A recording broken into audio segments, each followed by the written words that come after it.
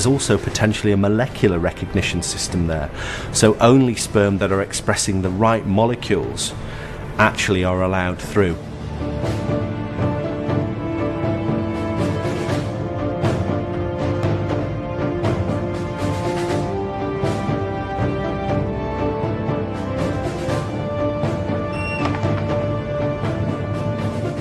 Sperm have faced death and destruction in the uterine cavity. The leukocytes have been trying to kill them along the way, and only a lucky few, in comparison to the many millions that are ejaculated initially, actually make it into the fallopian tubes, where finally they get to sperm heaven.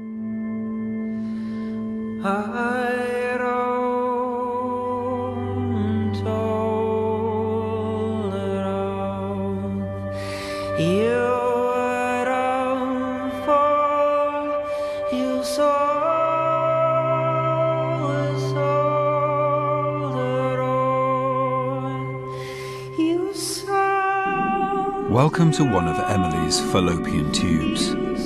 10 centimetres of what can only be described as paradise for sperm.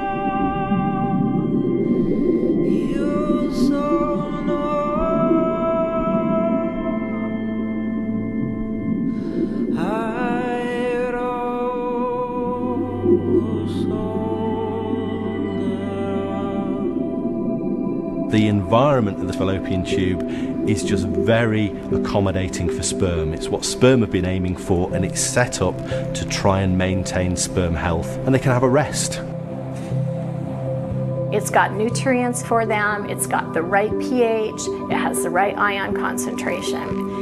And some of these sperm will actually bind to the fallopian tube cells. Their membranes will become very closely associated so that the fallopian tube cells can pass nutrients and sugar and protect those sperm. Scientists believe, with no immune system trying to kill them, sperm can blissfully hang around in the fallopian tubes for hours, even days. But ultimately it's hard to know for sure. At the farthest reaches of the reproductive tract, the fallopian tubes are very difficult to study. So difficult, in fact, some scientists are willing to go to extraordinary lengths. When I was done having children, I chose to have my tubes tied, and I told my doctor that I wanted to do an experiment where I had intercourse before I had the surgery, and then she was to cut out that section of my fallopian tubes where the sperm are stored so that I could look at them under the electron microscope and count how many sperm were there. So it was pretty humorous, actually, because I'm coming out of anesthesia and I was like, did you get it? Did you get it? Because no one had ever done this before. There were about 20 sperm in my tubes that we counted. Thanks to such dedication, we now have a clearer sense of what happens during the final stage of the voyage to the egg. The sperm's objective: to wait for the egg to appear ahead of them, find it, swim through its outer layer, and be the first to reach its inner core and seal victory. But how will they know when the egg has been released from its follicle? We're just beginning to understand this, but there's receptors that communicate between the egg and the sperm sperm smell the egg. They're able to sense where that egg is. And you can even see this some in the petri dish when you're doing in vitro fertilization. If you put an egg in there, boy, those sperm just right away, they orient themselves towards that egg. They're going right towards it. They're not wandering aimlessly around the dish hoping to encounter it. It's not left up to chance. They know what they want to go find. It's believed sperm wait in the fallopian tubes until they pick up an irresistible scent signal, which intensifies as the egg draws near. One study has shown the scent attracting the sperm smells just like lily-of-the-valley perfume. The egg basically lays out a red carpet and asks the sperm, this way, this is where you want to go, this is the end of your journey. So instead of swimming backwards into the uterus, they head straight up that fallopian tube, right to the egg. And that's how that final step of the sperm race is won. Back in the scaled-up world of our great sperm race, an egg is finally released, making its way towards one end of the fallopian tube. The finish line is tantalizingly close. And from here on in, timing is everything.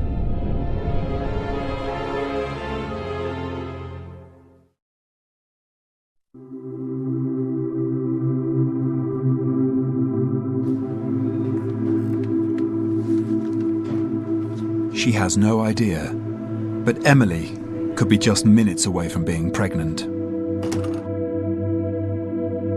Beating incredible odds, Glenn's sperm have fought their way through her body and have reached one of her fallopian tubes, where, hopefully, an egg will be waiting.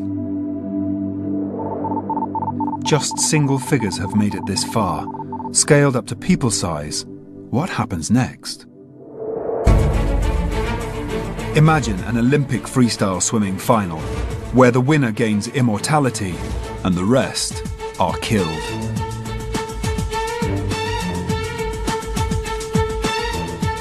Scent signals released during ovulation will make the sperm hyperactive, giving them the ability to actually fertilize the egg, shedding layers of proteins in a process called capacitation.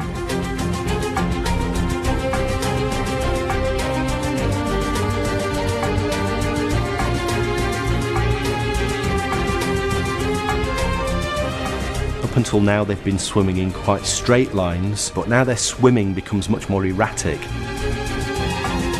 And that tail beat will give them power and propulsion in order to get through the outer coat of the egg.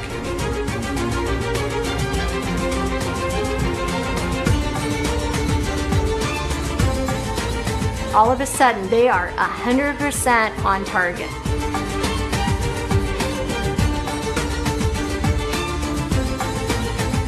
They want to find that egg, they want to penetrate that egg, and it is a race for the finish.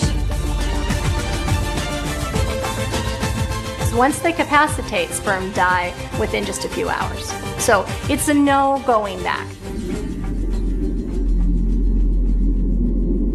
On the sperm people scale, the egg drifts just a mile or so ahead. But as our reproductive scientists can testify, the egg's 24-hour lifespan will present the sperm with one final, fatal hurdle. What needs to be kept in mind for this whole great sperm race is timing. Timing, timing, timing. Because the egg has a limited lifetime.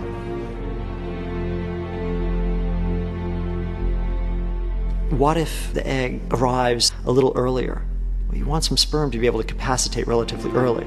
What if that egg comes maybe a few hours from now or another day? Well, you don't want all of the sperm to be capacitated right at the beginning, because then they're going to die.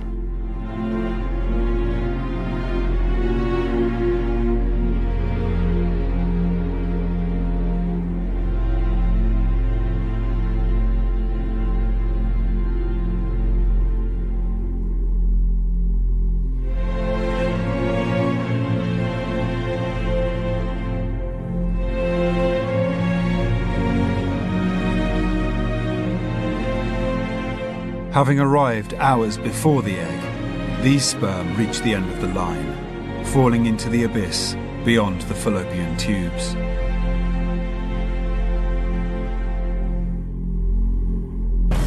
Behind them, just 2 heroic sperm remain, all that survives of a 250 million. These two, a Y chromosome bearing male sperm and an X chromosome female, left Glenn's testicles 14 hours ago.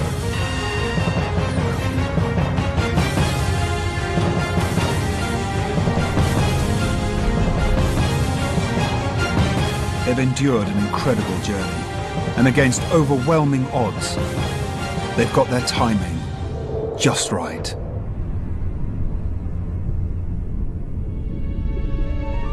At the farthest reaches of Emily's reproductive system, the egg is waiting.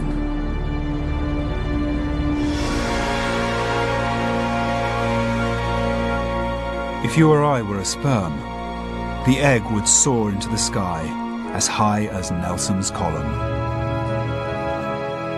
During the great sperm race, there's been this great attrition of sperm from the point of ejaculation through to the fallopian tube. Actually, at the site of fertilization, when the egg is being fertilized, there may only be one sperm, there may be two or three, but only very few sperm are actually fighting for that final prize.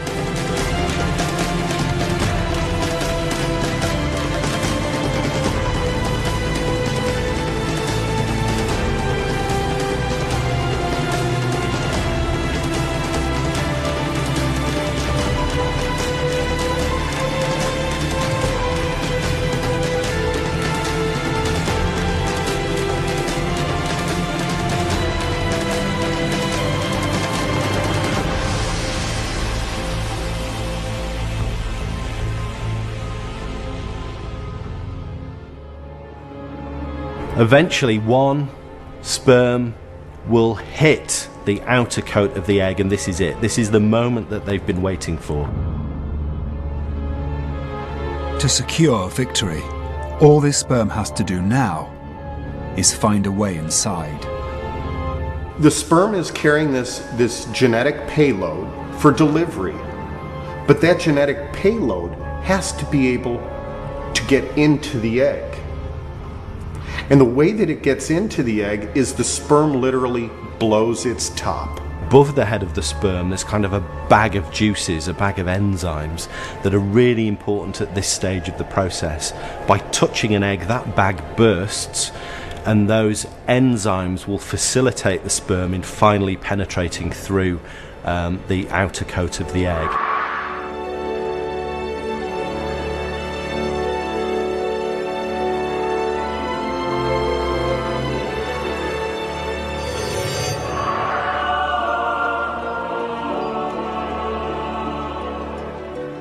The great sperm race has been won.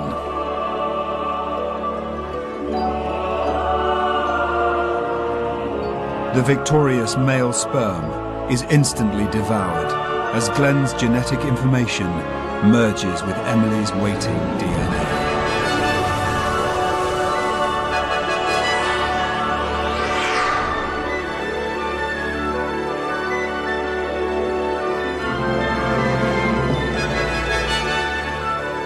So you get this elegant dance of male chromosomes and female chromosomes coming together, which will officially announce the fact that that egg is fertilized and that new life has been created and development of a new individual has started. Just 14 hours ago, hundreds of millions of sperm embarked on the most incredible adventure in the natural world. An adventure that claimed all their lives.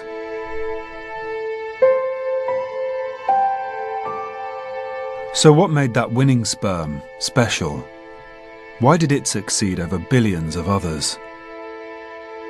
When you think about the odds that any single one of us are here right now, compared to the hundreds and millions of other sperm that in that ejaculate were left behind, there could have been smarter offspring, handsomer, more athletic, better in every way, ones that just didn't make it because they either weren't in the right place at the right time, or they just didn't find their way through the cervix or the uterotubal junction, or maybe they capacitated a little too early before the egg got there, or maybe they were a little too late to capacitate. So there's just a lot of luck involved with it, as well as to which sperm actually is able to fertilize.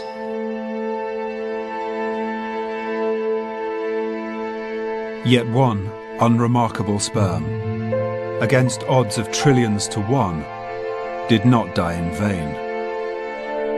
It has given its life to start an utterly unique new one.